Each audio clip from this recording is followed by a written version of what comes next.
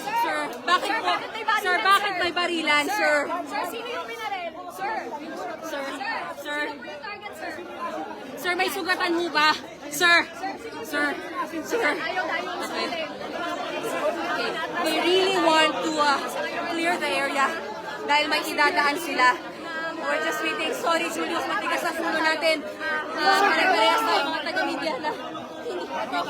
Maatras tayo, but we're still in a good vantage point. I'm still in front. I'm still in front. Okay, okay. Alright. Sir, sandali lang po. Sandali lang po. Okay. Okay, Julius, just hang in there. Just hang in there. Naghihintay lang tayo kung sino yung idadaan.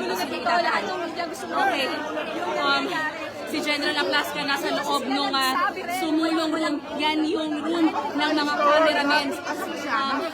But we can see nakamahabang firearm, pati mga pulis, at pati mga Office of Sergeant at Arms personnel, Cheryl Julius. Pasuyo lang mo kayo, gumuna kayo. Again, I'm sorry. Ano yun?